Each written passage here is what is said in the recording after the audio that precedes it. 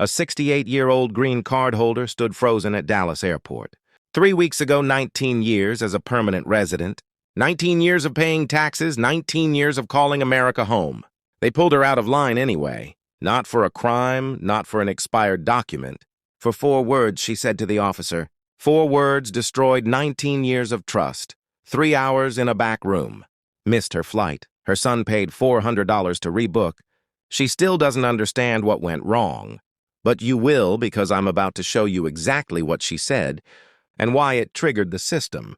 This is 2026, and if you're a green card holder over 60, everything about airport security has changed. Stay with me. I'm giving you the 4 silent traps catching seniors right now, the exact phrases that protect you, and the 1 folder that ends secondary inspection in 90 seconds flat. But first, let me explain what shifted, because this isn't about your green card expiring. Everyone knows to check that. This is something completely different. Late 2025. CBP officers at airports across America received updated guidance. New training protocols, new enforcement priorities. The focus now travel patterns. Extended absences document consistency. And one specific group is getting the hardest look. Permanent residents over 60, why seniors specifically? Think about it, green card holders over 60 travel more frequently. They visit family abroad for months at a time. They spend winters in warmer countries. They seek medical treatment. Overseas because it costs less. None of that is illegal, not even close. Here's the trap, though, and I need you to listen carefully. Officers are trained to spot abandonment risk. And if your answers, your documents, or the stamps in your passport suggest you've been living outside America, even if you haven't, you're getting pulled into that back room. Here's what nobody tells you. The officer doesn't need proof. Suspicion is enough. Suspicion alone can take you off that line and hold you for hours. While your family waits outside with no information, your passport speaks before you open your mouth. Every stamp, every exit, every entry, it tells a story. And in 2026, they're reading that story with fresh eyes. Now let me show you the 4 traps. Pay close attention to trap number 3. That's the one catching people every single week, and they never see it coming. Trap number 1, the helpful answer. You're at the checkpoint, officer asks a simple question. You want to be cooperative, polite, friendly, so you explain yourself. This is exactly where people destroy themselves. A 72-year-old man at JFK last month, officer asked one simple question. Where do you live? He could have said, New York, done, move on.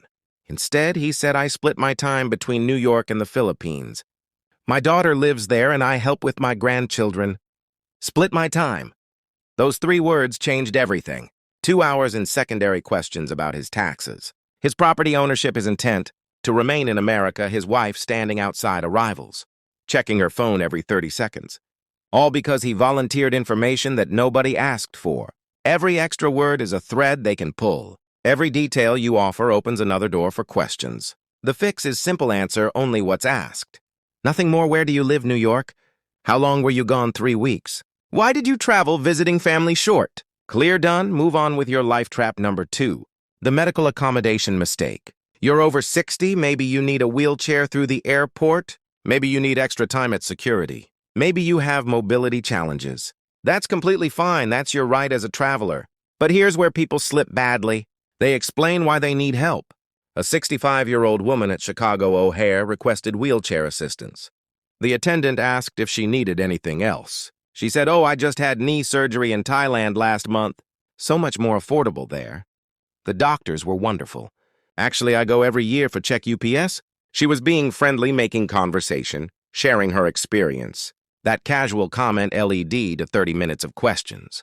How often do you travel to Thailand? Do you have health insurance in the United States? Where would you say your primary doctor is located? How many months per year do you spend abroad?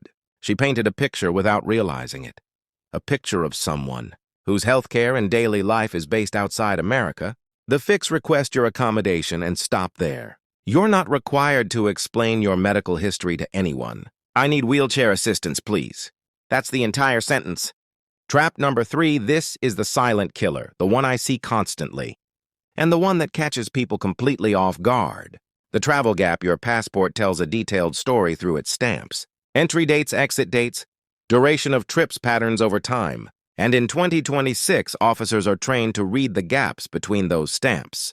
Very carefully, a 70-year-old man flying back from Toronto last month, 22 years as a green card holder, never once had a problem at any airport. Perfect record, but here's what caught him. 3 consecutive winters in Mexico. 4 months each time October to February. Same pattern for 3 years straight. To him, this was completely normal. Smart, even escaping the brutal cold, enjoying retirement. Spending time with friends he'd made over the years. To the officer reviewing his passport, it looked like someone who doesn't actually live in the United States. Someone who treats America as a summer home. Rather than a permanent residence, he wasn't denied entry. But he sat in secondary for over 2 hours answering questions. They demanded utility bills, bank statements, tax returns, proof that he actually lives at his U.S. address. He had none of it with him. Why would he? He'd never needed it before. His wife waited at arrivals for 3 hours. No updates, no information, just fear and confusion, and worst-case scenarios running through her mind. The fix: if you travel frequently or stay abroad for extended periods, you must carry proof of U.S. ties with you every single time. I'll show you exactly what documents to bring in a few minutes. Trap number 4. This one catches people who think they're completely protected and have nothing to worry about. The reentry permit misunderstanding, you probably know that. If you're planning to stay outside the U.S. for more than a year, you need a reentry permit. That's basic knowledge good. But here's what most people get dangerously wrong. They think the permit is a magic shield. They think it protects them from all questions and scrutiny. It absolutely doesn't. A reentry permit allows you to return to America. That's all it does. It doesn't stop officers from questioning. Whether you've abandoned your residency mentally and emotionally, a 66-year-old woman had a valid re-entry permit. She'd spent 18 months in Vietnam caring for her terminally ill mother. Completely legal, fully documented. She did everything right. Officer asked her one question. Where is your permanent home? She paused. She was exhausted, grieving. Jet-lagged, she said honestly. I'm not sure anymore. It's been such a hard year. That pause, those words spoken in exhaustion. 4 hours in secondary inspection. A referral for additional review of her residency status. Her valid re-entry permit meant absolutely nothing, because her own words suggested she'd mentally left America behind. The fix: even with a re-entry permit, your answer matters more than the document. You are a U.S. permanent resident. Your home is in the United States, period. Say it with certainty every single time. Mean it when you say it. Now I need you to be completely honest with yourself. Where do you fall on the risk scale? Low risk: you travel internationally once or twice a year. Your trips are under 3 weeks. You maintain a clear U.S. address. You pay taxes here. Your documents are current. You're probably fine. But still build the document folder I'm about to describe. Medium risk: you travel frequently throughout the year. Some of your trips stretch 6 to 8 weeks. You spend winters abroad or visit family for extended periods regularly. You need to prepare this week, not next month, not before your next trip this week. High risk: listen to me very carefully. You've spent more than 6 months outside the U.S. in the past year. Total: you receive medical care overseas regularly. You've ever told an officer or anyone, official, that you split time between 2 countries, you need to act immediately. Consult with an immigration attorney before booking your next flight. And absolutely do not travel without your complete document folder. Now let me tell you about this folder, because this single thing changes everything. I've seen this folder end secondary inspection in 90 seconds flat. Officer flips through it, sees the documentation, nods with satisfaction, hands it back, and says, "You're free to go. Have a nice day." Here's exactly what goes inside. Proof of U.S. address: a utility bill, lease agreement or mortgage statement dated within the last 60 days, current and clearly showing your name and American address, your most recent U.S. tax return, even just the first page, showing your name and address filed with the IRS. This proves you're participating in American civic life. A bank statement from a U.S. financial institution shows your financial ties to America. Your money lives here. Health insurance card. If you have U.S. medical coverage, this demonstrates your life is genuinely based here. You plan to get sick and get better in America. Your complete travel itinerary shows you have a concrete plan, a return flight booked, a clear purpose for your trip, and a clear intention to return. Put all of these documents in one clear plastic folder, organized. Easy to access when asked for additional documentation. Hand it over calmly and confidently. This folder is your proof, your protection, your peace of mind in physical form.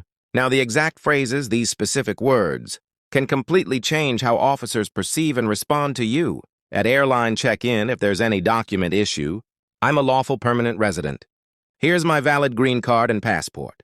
Please proceed with check-in at primary inspection. I'm returning home to the United States. I live in Houston. I was visiting family for 2 weeks. If you're sent to secondary inspection, stay completely calm. I'm happy to answer your questions. I am a permanent resident and the United States is my permanent home. If they ask you to sign any document you don't fully understand, I would like to read this carefully before signing. May I please have a moment?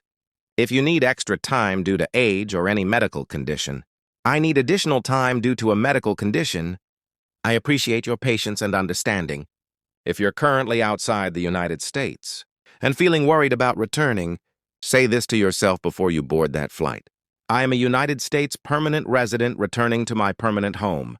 Leave it completely, and if you're ever unsure about anything happening to you, I would like to speak with a supervisor. Before we continue, please, you have that right. It exists. Use it without hesitation. Now your 60-second survival checklist before every single flight. Check your green card expiration date right now. If it expires within 6 months, start the renewal process immediately. Check your passport expiration. Same rule applies without exception. Build your document folder today. Address proof tax return, bank statement, insurance card. Travel itinerary. Review your travel history honestly. Have you spent more than 6 months abroad this past year?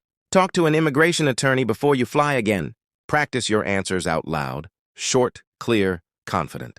No rambling. Memorize at least 3 phrases from this video. Word for word, tell someone you trust your complete flight details. If something goes wrong, someone needs to know exactly where you are. This is preparation, not panic.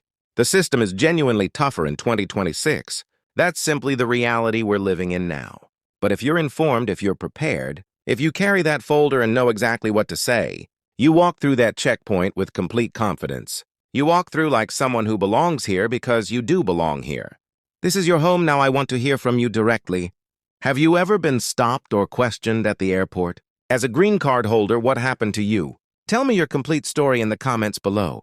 I read every single one personally. And if this video helped you at all, I need one favor from you. Share it right now with someone over 60 who travels internationally. A parent, a grandparent, an aunt or uncle, a neighbor. A friend from your community. They need this information before their next flight. It could save them hours of stress and confusion. Hit that subscribe button if you haven't already. I'm covering every single 2026 change that affects green card holders, and their families. More critical updates are coming soon. And you absolutely don't want to miss any of them. Stay informed, stay prepared, stay confident. I'll see you in the next one. This video uses an AI-generated voice and avatar for presentation purposes. It is not affiliated with USCIS, DHS, CBP, or TSA. This content is general information only and does not constitute legal advice for your specific situation. Please consult with a qualified immigration attorney.